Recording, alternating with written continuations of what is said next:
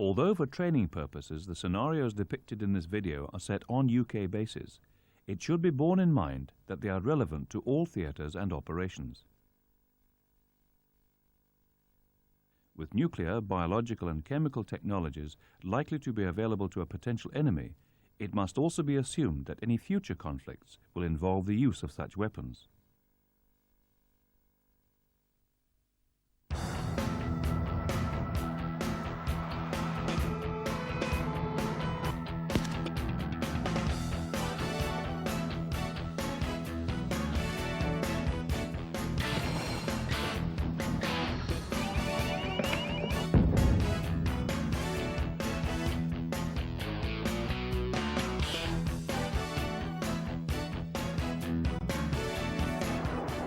One of the primary aims of this video is to deal with the actions to be carried out following an air or ground attack in times of crisis or tension. But firstly, it will deal with communication, smoke coming out from under the bonnet, firefighting, and evacuation activities under peacetime conditions, the principles of which also apply in crisis or tension.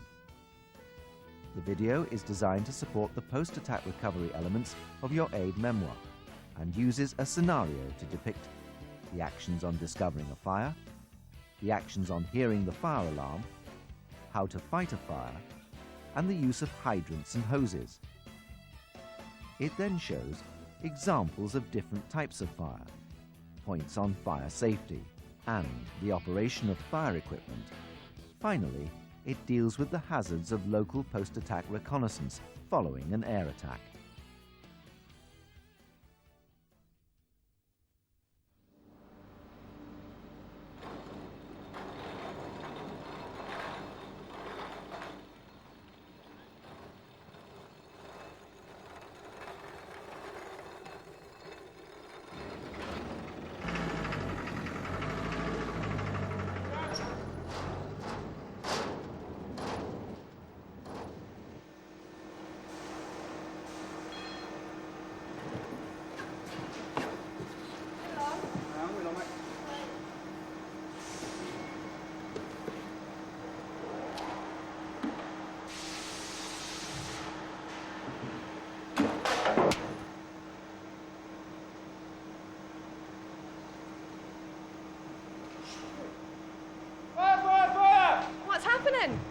Turn the power off! Fire the fire brigade!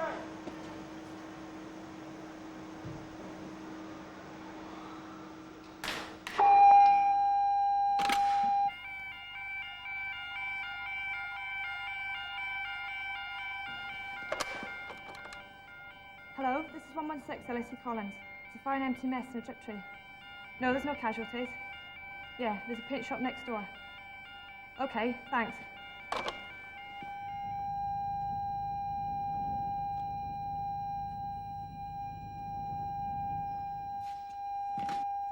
Phone for oil.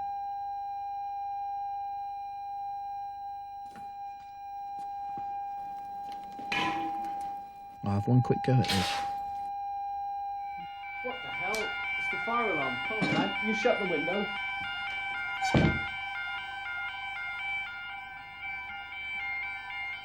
Straight to the assembly point.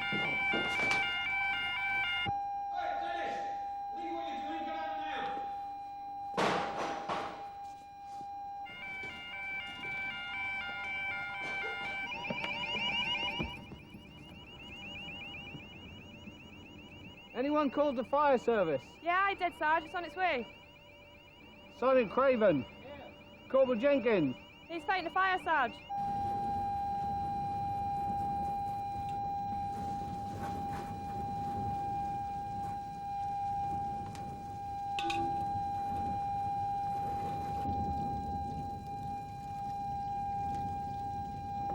It's out of control.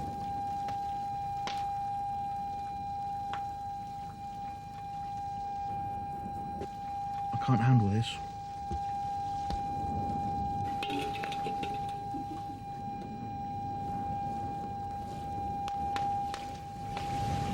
SAC Underwood. SAC Barnes. Corporal Jenkins, Sergeant. I've been fighting a fire. Is that out, yes? No, not yet. Right, you wait there. JT Lister, Son. you go with the fire service. Son. Corporal Atkins, Corporal Peacock, go on traffic control.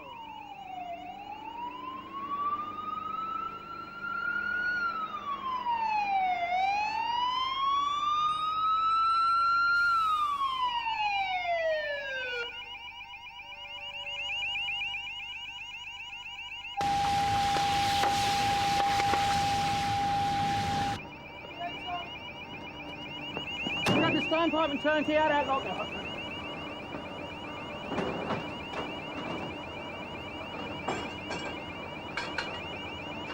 Set it up there. Oh, just over there.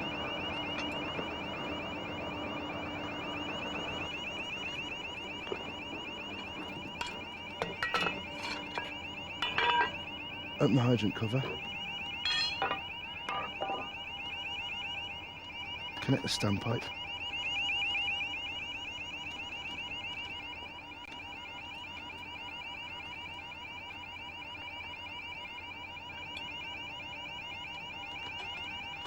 Now test the water flow. Turn the water off.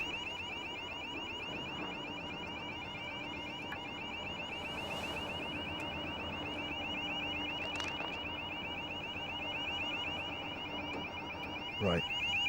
Connect the hose and run it out.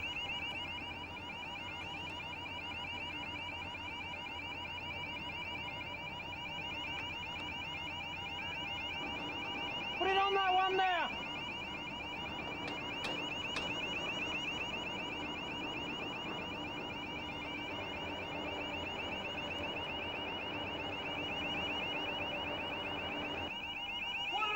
Put it on!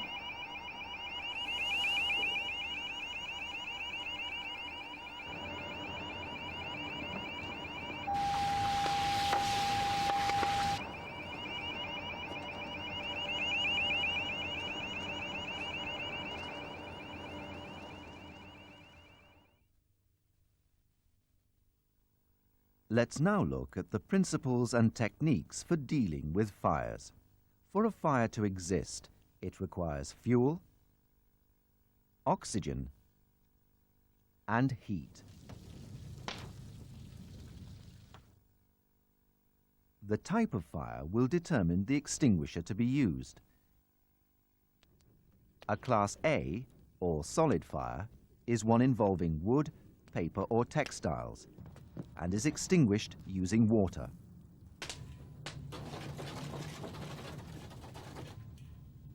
A Class B, or liquid fire, is one involving petrol, oil, paints, fats and waxes, and can be extinguished using foam, CO2, or dry powder extinguishers. A Class C, or gas fire, is one involving cylinders of propane, butane, acetylene, or hydrogen gas, or domestic gas mains. Under normal conditions, the area must always be evacuated until the arrival of specialist assistance. In times of crisis or tension, and only when operational or life-saving circumstances dictate otherwise, use water to cool the container from behind substantial cover. Burning gas is not to be extinguished unless the supply has been isolated. Class D, or metal fires, involving magnesium alloys, should only be dealt with by specialists. To fight a fire safely, stay upwind of the fire. Ensure you have a means of escape. Be aware of the danger of smoke and other hazards. Use a sweeping action with foam extinguishers. Keep low with the extinguisher in front of you. If possible, use a wall as a shield to protect yourself. Leave the fire if it becomes dangerous.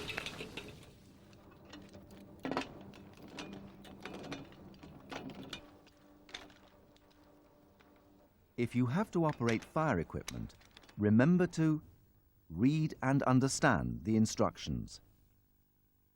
Water on! Operate the equipment safely and correctly. Remember, you only have a limited time.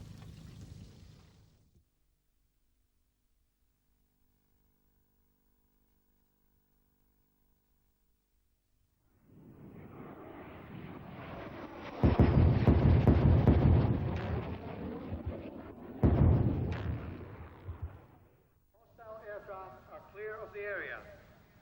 Sectors are to carry out post-attack checks and report results to the Ground Defence Control Centre. Following air attacks, you will be required to carry out local searches to determine if there are any casualties, damage, UXBs or NBC hazards in the area. In these circumstances, the normal facilities and services you use in peacetime may not be available. Additionally, you must be alert to the hazards of anti-personnel devices, weakened structures, ruptured gas mains, damaged electricity cables, fuel storage systems, and bottled gases, including liquid oxygen. The means of raising the alarm and sending reports may be different. For example, by radio or field telephone. But remember to observe safe transmission distances. Shit, yeah, okay.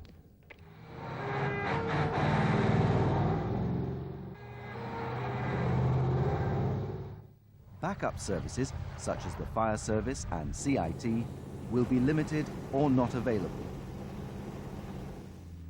And you may have to deal with some of these incidents using your local resources.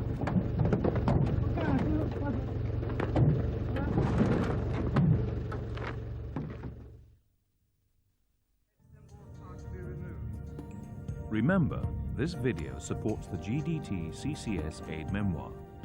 If you are uncertain about any of the procedures and drills depicted in the video, consult your aid memoir or your station regiment staff prior to your test.